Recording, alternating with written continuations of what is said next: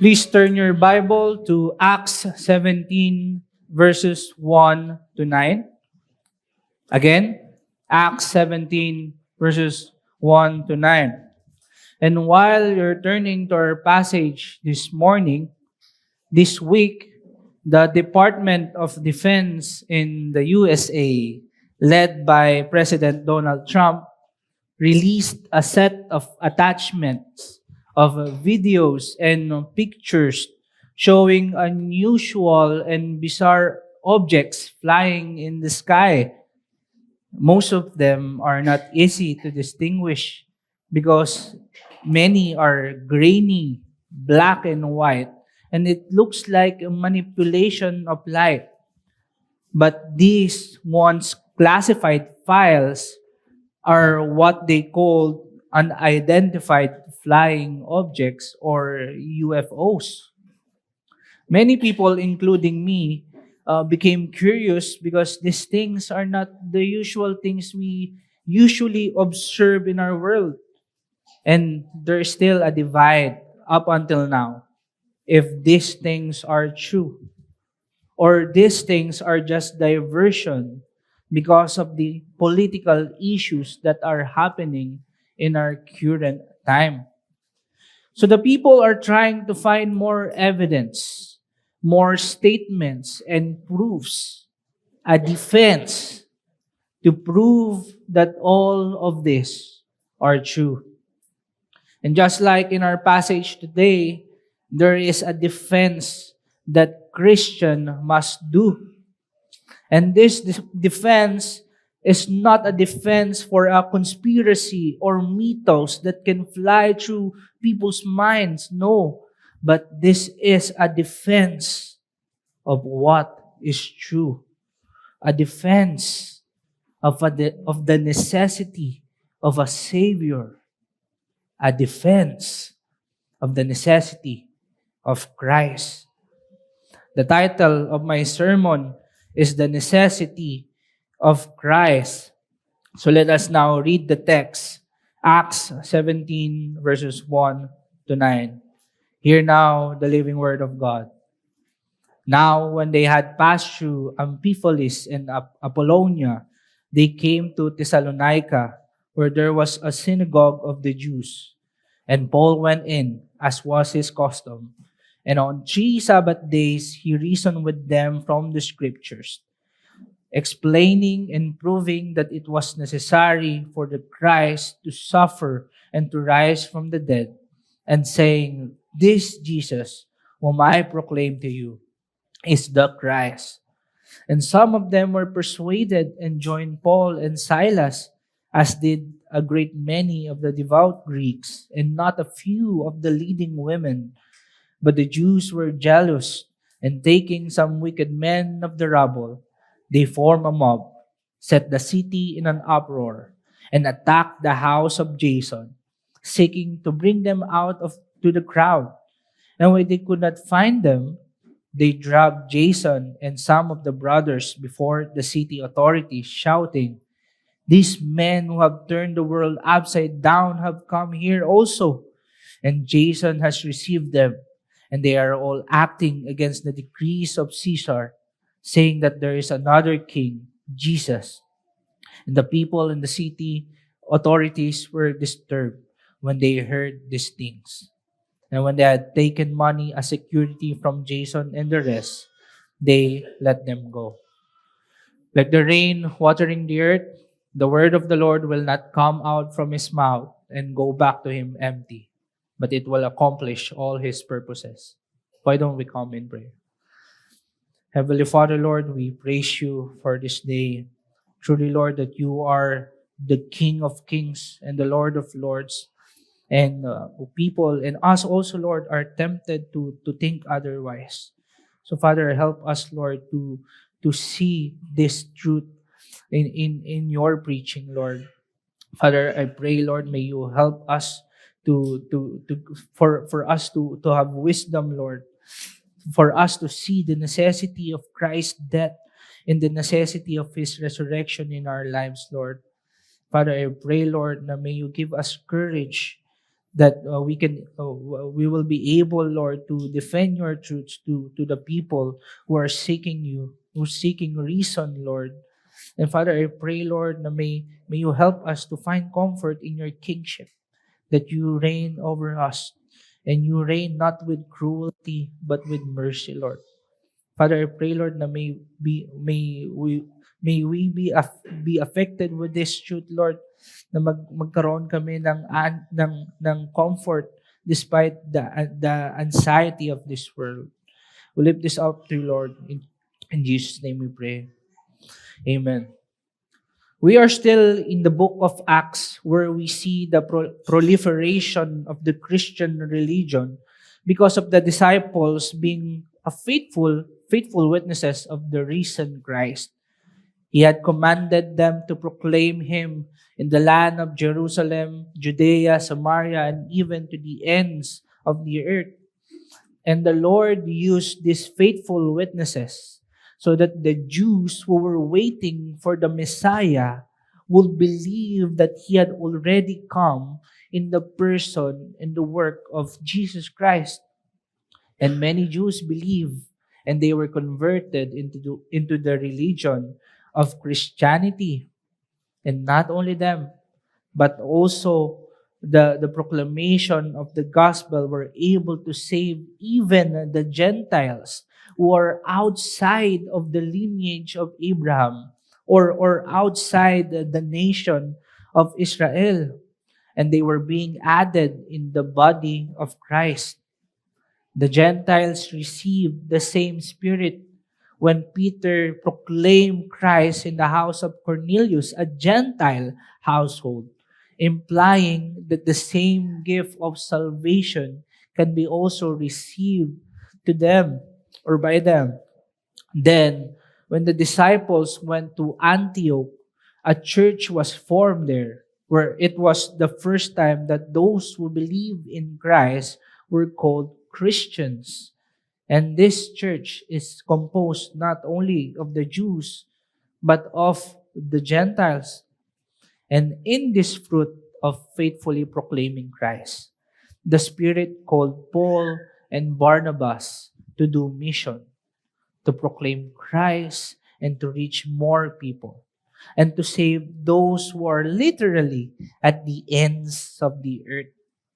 So what they did was, they went to Cyprus and preached from city to city. And with their proclamation of the gospel, people from many nations are being saved. But as the number of believers increased, opposition against the kingdom of God never ceases also. People were trying to twist the word of God. Then the disciples were being sent to the synagogues, to the rulers. Then they are subjected into trials for persecution and even death. But the apostles did not let this to stop them. With the power and the comfort of the Holy Spirit, they continue to proclaim the gospel to the world.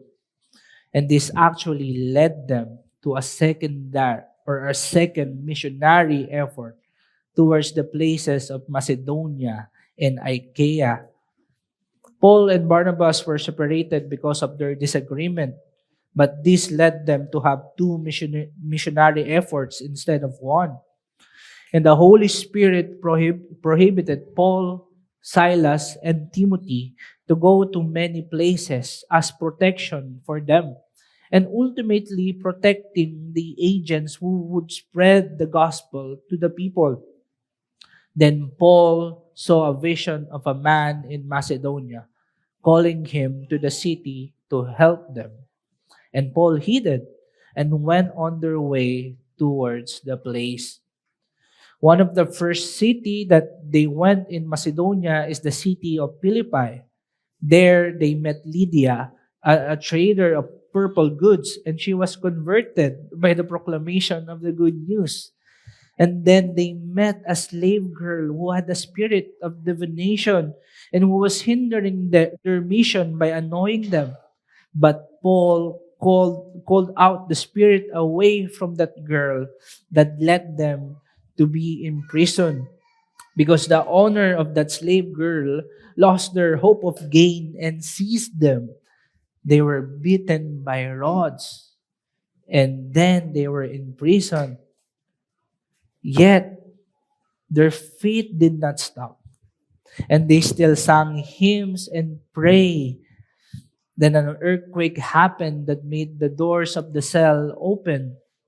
The jailer was able to be converted because Paul stayed and stopped him from hurting himself. Then he shared the gospel that leads him to be saved and his household to be saved. And this is a divine intervention of God, proving that He is with the disciples in their missionary efforts. Then the magistrate let them go, and they did.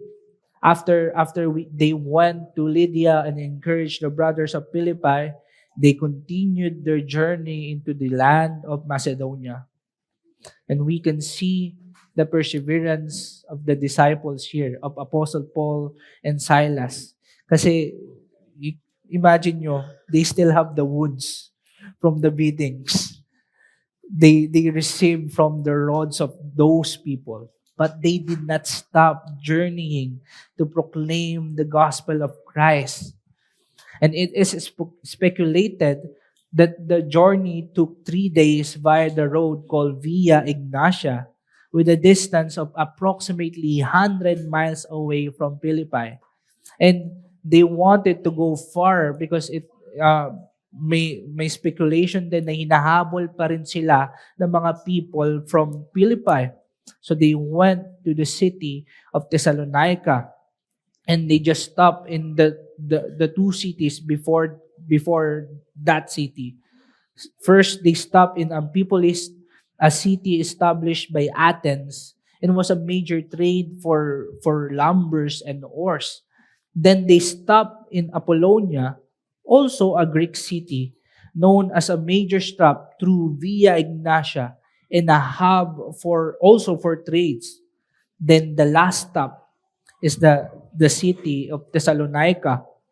And many believe that it was strategic for Paul and Silas to go here because it was the most populated city in Macedonia at that time, consisting not only of the Jews, but most of them are Hellenist Greeks who believe in many gods and who has many idols.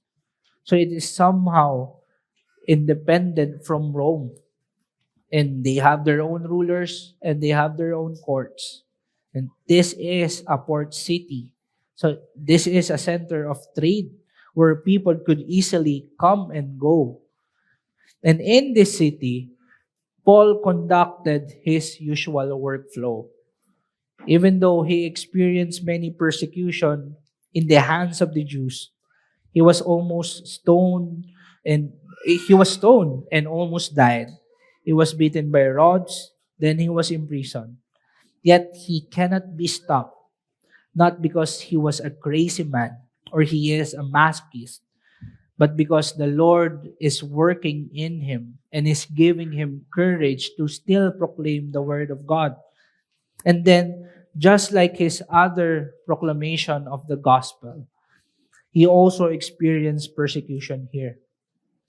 He was hindered by Satan, just like what he said in his letter in 1 Thessalonians 2, verse 18, that he was hindered by Satan in the hands of the Jews.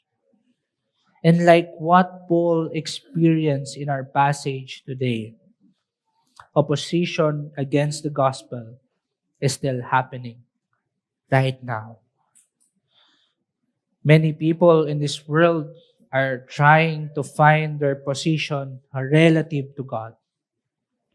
They are trying to know what their status is before God. But most of them live in ignorance. Yet in all these things and in all these types of people, we are called to defend not ourselves, not our lives, but to defend the gospel, whatever it takes. Even if we find ourselves being endangered by the message that we proclaim, we are called to proclaim the gospel of Christ. But our hope in this is that we are not alone, for we always have the help, capital H help. So my message for this morning is the defense of faith is a defense of the kingship of Christ. Our defense of faith to reason with the non-believers and to reason also to ourselves is a defense that Christ reigns all things. And we will dissect our passage into 2 points. The first one is the defense of the faith. How did Paul reason with the people in Thessalonica, and how should we defend our faith? And the second point is the opposition against the faith.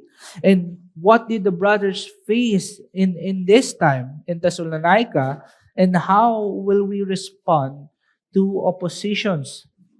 Let us now consider my first point, defense of the faith. Paul went to the synagogues to reason with scriptures. Like what I said earlier, it was the custom of Paul to talk first to the synagogues, to the Jews, before he proclaimed the gospel to the Gentiles.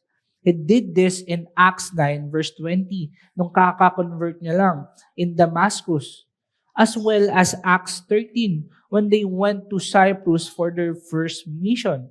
Why? Bakit inuuna ni Paul yung synagogue? It was obvious na makikita din natin sa mga epistles niya na he has the heart for his kinsmen, for his brothers na mga Jew. And it is easier for him to share Christ to these Jews since they know the Old Testament scriptures.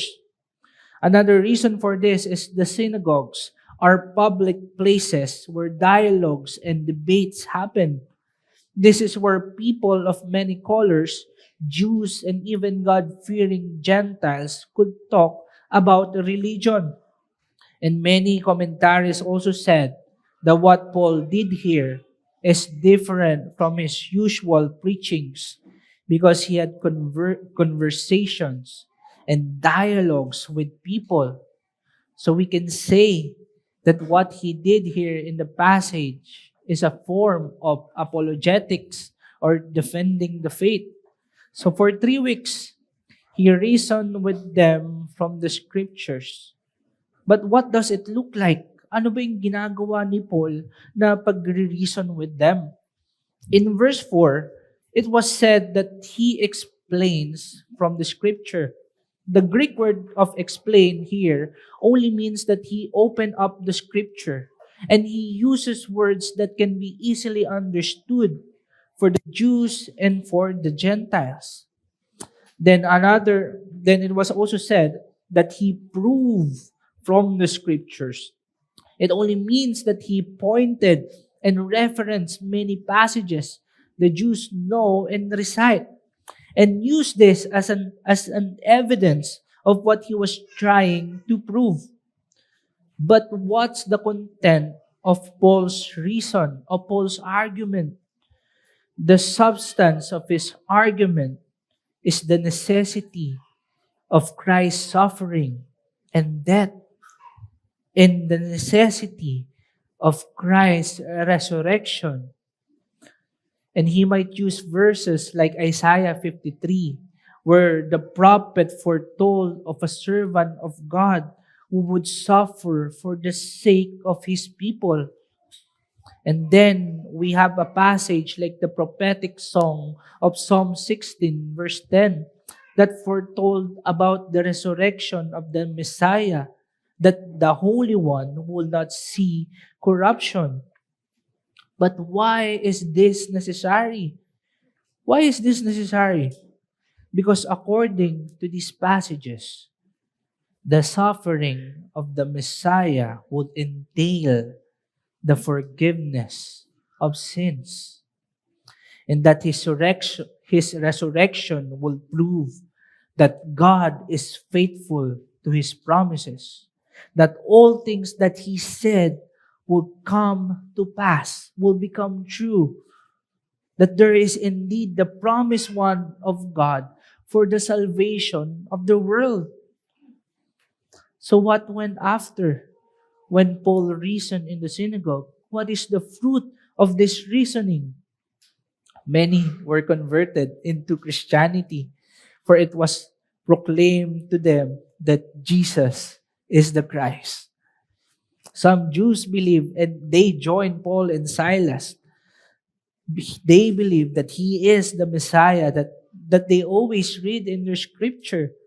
And many devout Greeks, those who sympathized with the Jews, and the proselytes who wanted to become part of the religion of Judaism, were also added to the number of those who are in faith. And lastly, many prominent women are converted also. Thessalonica is known by their unique social structure that women could hold power. So imagine even them were converted in Christianity.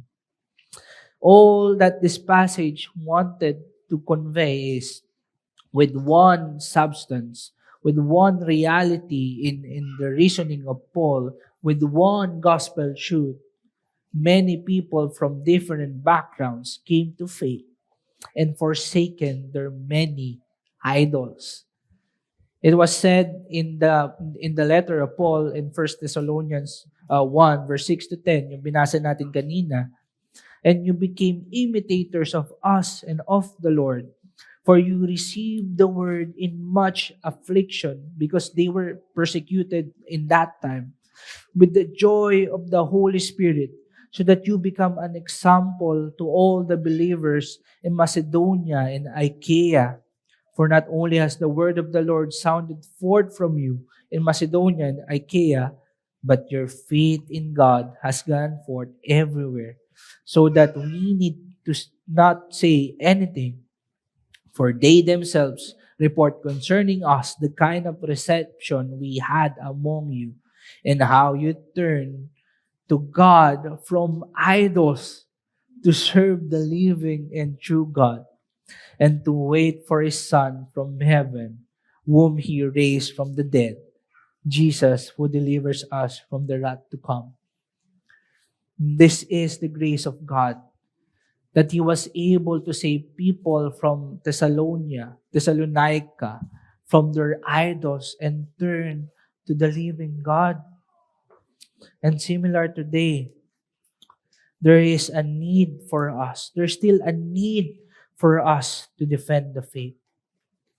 Because like in their time, people are still living in ignorance due to their sins blinding them. And salvation comes in the proclamation of the gospel, because the gospel that we possess is the light that reveals the truth about God, that takes away the veil from their eyes to see the one true God of the Bible. Defending the faith is proclaiming the necessity of Christ. Defending the faith is proclaiming why it is necessary for Christ to suffer, for him to die, and to rise up from the grave. In 1 Peter 3 verse 15, Peter said that for us to suffer for righteousness' sake, we must be prepared to make defense to anyone who asks for reason. And the content of that reason is the hope that is in us, which is the gospel of Christ. And we can do this defense, this making of arguments, appealing with logic and philosophies, because we want them to realize their ignorance and their foolishness when they proclaim that there is no God. And yes, we can appeal to them using creation, because the nature speaks of His glory, and the celestial bodies are the work of His fingers. But that is not enough. In our defense to our faith, it is not enough to only show these things, because they also need to see that this world that they are living in is corrupt, and they themselves are corrupt. The problem of people is not just mere ignorance, but their problem is something that puts veil on their eyes and their hearts and stops them to see that Christ is the Redeemer and the Messiah. Their problem is their sin. Yet this Savior that they could not see and choose not to see, this is the same God who will save them from their blindness. If we defend our faith without proclaiming Christ, then we are defending insufficiently. If we defend the faith without Christ, then we are defending nothing at all. That's why it is good to bring people the necessity of Christ's death. Because if He did not die, then we will all die. If Christ did not die for our sins, then we will all suffer.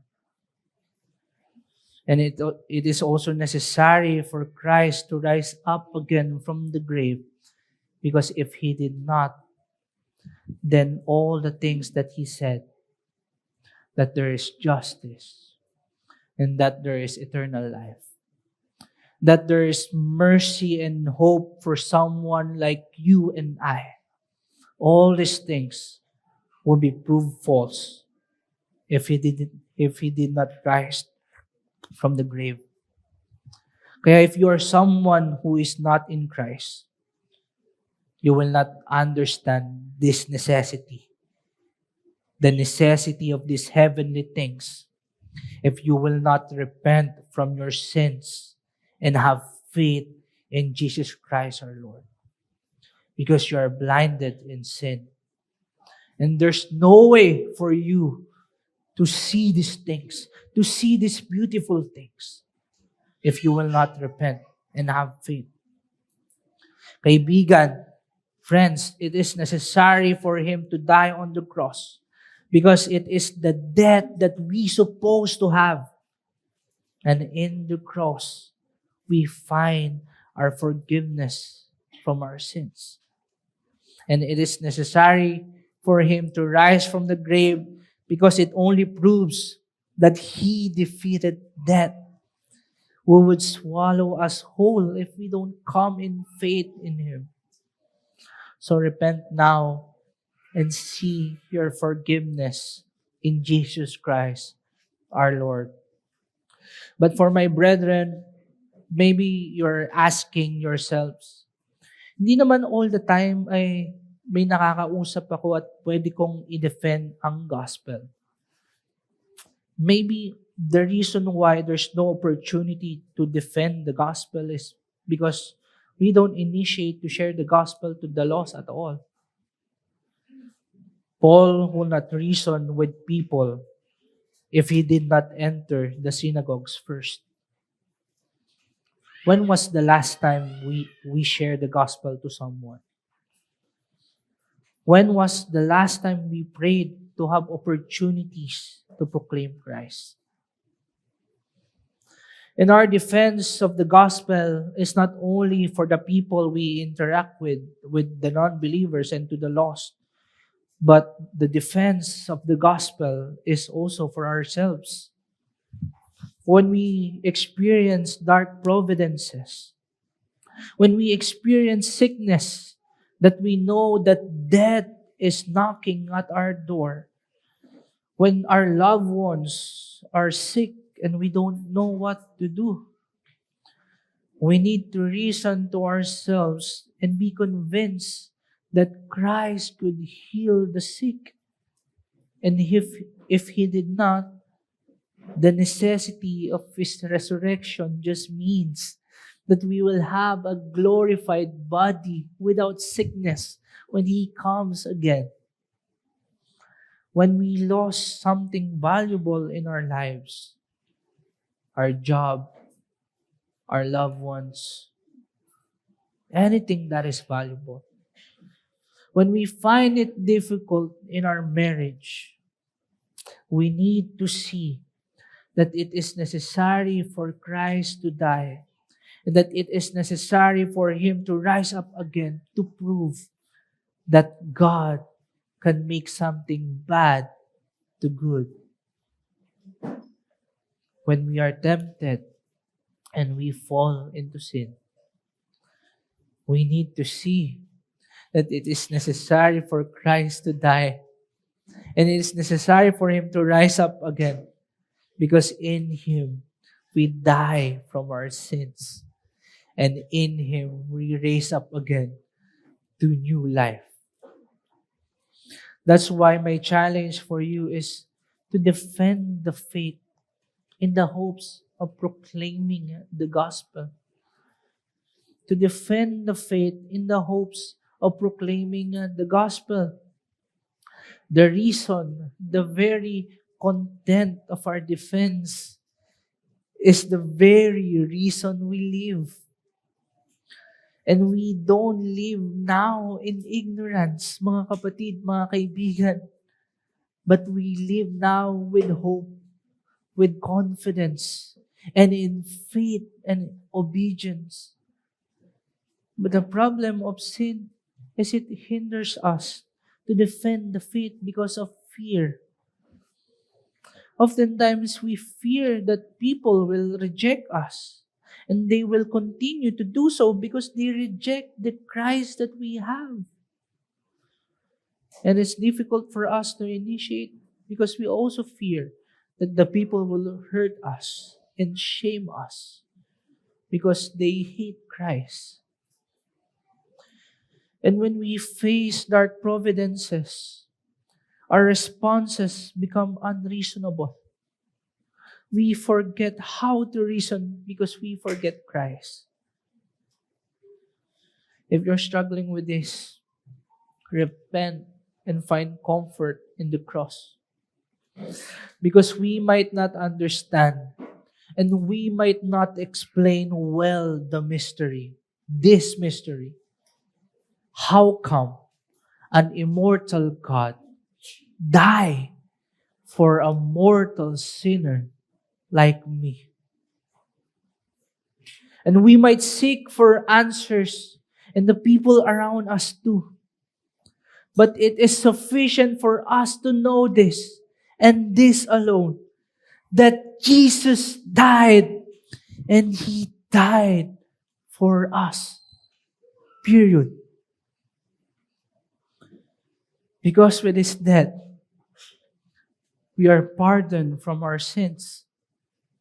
And since He ascended to heaven, He has given us His Holy Spirit so that we could have wisdom for our mouths and courage in our hearts. We can now imitate our Savior when He was with disciples on the road to Emmaus to proclaim the necessity of His suffering and His resurrection. And we will know all these things because He has given us His Word, His Scripture. And the Lord's Day, when we sit upon the preaching of the Word, and we have the fellowship of the saints. And we know this in our hearts because we ourselves experience its effect. And that we have the heart to share this to others also. In the first century, there was a famous Christian apologist who studied pagan philosophies like Stoicism and the philosophy of Plato, and he was called Justin the Martyr. He was able to write 2 apologies for the defense of the Christian back then because they believed that the Christians were atheists and they are cannibals. And he was able also to defend who God is. And Justin the martyr believed that if a person knows the truth and fails to speak it, they share in the guilt of those who live in ignorance. He then died by execution because he refused to offer to idols and he kept his faith in Christ. The Lord gave him wisdom, and on his last breath, he gave him courage to stand firm and to speak. Are there opportunities for you to defend the faith? Do you fear that people would hate you and hurt you when you try to reason with them? Are you afraid that you are not capable of speaking the words of God? Do you often forget the reason why you are in faith? Brethren and friends, defend the faith because we have a greater defender who is the Word Himself, truth Himself. And to Him belongs all reason, all logic, and all wisdom that we need. When Paul faithfully reasoned in the synagogues, conversion is not the only thing that happened there, but also opposition. So let us now consider my second point, opposition against the faith. The jealous Jews form a mob to persecute Paul and Silas. But why are these Jews jealous? Because many of their proselytes or their soon-to-be converts, as well as those who are devout Greeks, sympathizers that can most probably they can persuade to enter Judaism, were being converted into Christianity. So they were thinking na inaagawan sila ni Paul na mga converts away from their religion. And secondly, they might be jealous because they are zealous on their Mosaic traditions. And what Paul was preaching was against on their added laws. So what did they do? They took some wicked men from the rabble, according to verse 5. So these men are unemployed day laborers who were just waiting at the marketplace of Thessalonica. Or in easier and Pinoy term, these are tambays. Mga tambay po sila. So they form a mob with them and caused an uproar. Ironic because they accuse Paul and Silas as someone who causes commotion. But they themselves are the one who really caused this. And the leaders of the synagogues are known to be demagogues or leaders who show power using emotion and the force of a mob. Yung pakikibaka, doon nila pinapakita yung power nila. So they attack the house of Jason to seize Paul. And this is the first time that we heard about Jason. He was mentioned by Paul in Romans 16. So he was a Jew na tinatawag ni Paul na kinsman. So he might be converted while Paul was reasoning in the synagogue, and he invited the apostles, the disciples, to lodge in his house. But when the leaders of the synagogues, the Jews and the mobs tried to find them, hindi nila nakita si Paul and Silas. Maybe the Thessalonian citizens who were converted heard about their plans and hid the disciples to try to protect them. So what happened was they dragged Jason and some of the brothers to the politarchs as representative of apostles and Silas. Politarchs are the non-Roman rulers who handle their judicial concern, and they are responsible for the peace of the city. And what are the accusation of the mob? Firstly, They said that Paul and Silas, together with Jason and all the brothers, were turning the world upside down. This is an exaggeration to simply say that they brought trouble in the city. In all cities that Paul entered and where he preached the gospel, the people will always cause riots and bring him out. Not because Paul wanted riot, but because his message is always offensive for sinners and for the non-believers. So laging nag-i-invite daw si Paul ng gulo. And the reality is, the world is already upside down because of sin. So what Paul and the disciple were just trying to do is to turn it around with the proclamation of the gospel. Then to Jason, he was accused of hiding and giving shelter to the people who were accused of conducting insurrection, rebellion, or sedition. And lastly, they said that they were all acting against the decrees of Caesar. This is an accusation that could be easily cited to Christian in their day because these are half-truths. There are half-truths in this. The Emperor Augustus Caesar and Tiberius Caesar decreed the prohibition of astrological divination and any other prediction of the emperor's death or the coming of a new king.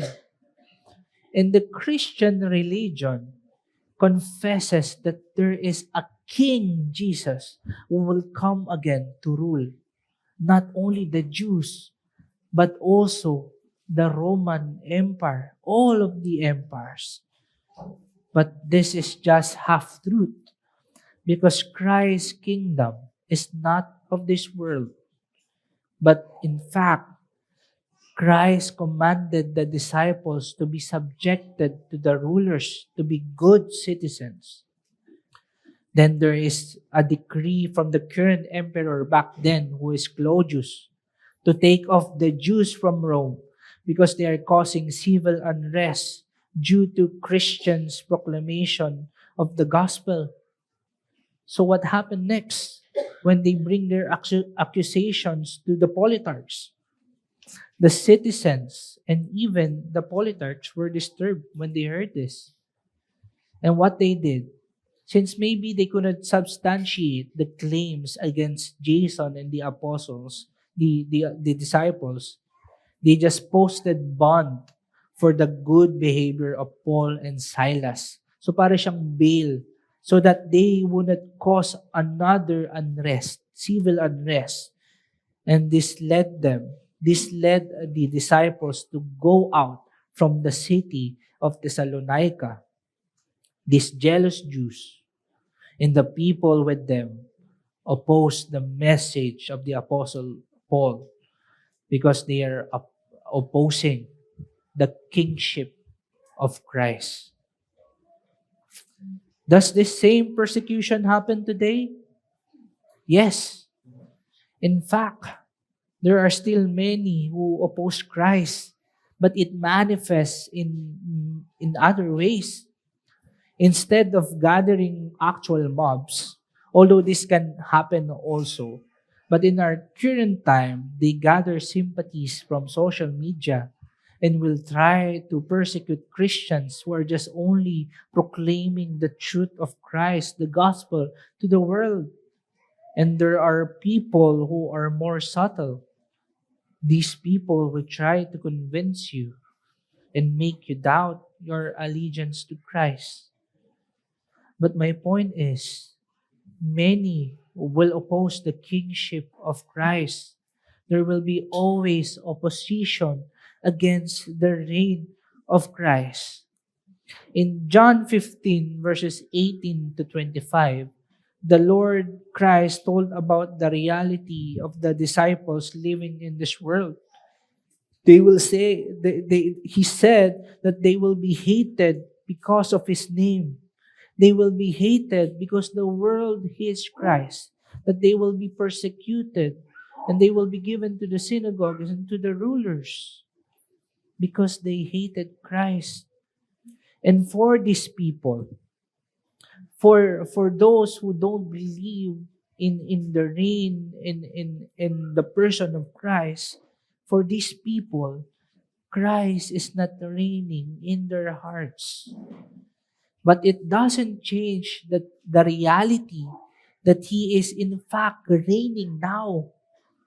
He reigns over the whole cosmic world. It's like our frustration from the last election. Many people are saying that the president is not the president, but it doesn't change the fact that the votes are in his favor and he is in fact the now elected president. All I want to say is Christ is king. Christ is king and no one can change that. So, brethren and friends, there is no in between. Whether Christ is your king and you delight in his laws, since you are royal subjects of his, or you are his enemy, for your Lord is Satan, and your Lord is your sins and the world. For you delight in what they have, or what you thought they can give you. And this is the reality that people will face, that the world will try to persuade you against God, against the kingship of Christ. They will try to persuade you to worship another king, to worship another gods that reign, that there is a religious figure that you can touch and that you can see. That their reign is more real than the reign of Christ. Then they will try to persuade you to change your allegiance to the idols of your heart, to follow what you want, and to put the crown to the sins that are against your true Lord. Put the crown to your lust. Put the crown to your greed, to your covetousness, to your sinful anger, to put the crown to your rebellion against God. Then there is Satan who will persuade you. He will make you confused about your allegiance to God. He will say, does he really rule well? Will you really be happy under his reign? And then Satan will try to bring you under his wicked grasp. And he will say, side with me. I have all you want. Satan is crafty, brethren and friends. Just like how he tempted Christ with a kingdom. But as royal subjects, we should be and we should strive to be loyal subjects too. We are creatures living in his world, in the Father's world. And we are always being provided with his grace. So our life is a life of mercy from the King. And we are redeemed from our sins. So now we are part of his eternal kingdom. Yet, there will always be the wicked who will persecute us. That's why my last challenge for you is to endure persecution by holding on to your allegiance to Jesus. To endure the persecution and the lies of this world that will make you doubt your allegiance to Christ the King. But the problem of sin is we waver when there are persecutions that we are experiencing. When people convince us to side with them, and instead of rejecting them outright, napapaisip pa tayo kung tama sila. when Satan persecutes us because of our sins, that we continuously fail God, and we are not being a good subject of His. When our situations make us doubt His reign over all things, because we think that since He rules, everything must be good. Everything must be good. If you're struggling with this, may we remind ourselves that Christ is the greater King. He is the King of kings, and He is the Lord of lords. And His reign is already happening, and it will be fully shown when He comes again.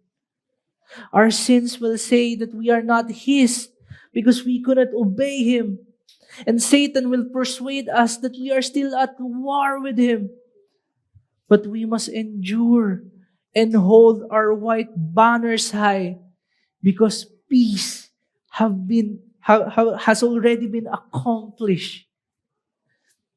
And this peace was given to us because Christ the King rules not with cruelty, but Christ rules with mercy. He is not a king who has no care for his subjects, but He is a king who purchased them with His own valuable blood. For He died on the cross for our forgiveness, so that we can be His royal subjects. If in our former life, sin reigns, now in Christ, grace reigns. He is our protector from sin. And now with His Spirit, we can now endure the persecutions of this world and Satan, because He Himself endured for our sake. In fact, His persecution is greater. His suffering is greater. So now we can endure like Him. And with His Spirit, we are now reminded that His kingdom is forever. And we are anticipating His coming, for He will rule all things. In the 1600s, there was a civil unrest in Scotland and also in England, because it was a time of persecution, of political upheaval, civil war, and many debates about what authority is ultimate. Is it the king's or is it Christ's authority? Then Samuel Rutherford, a Scottish Presbyterian, wrote in one of his letters, and I quote, "Set Christ upon the throne of your hearts, and all things will be well." Are you being persecuted right now? Do the world and Satan make you doubt your allegiance to Christ? Do you see yourself as not being a good subject under His eternal kingdom?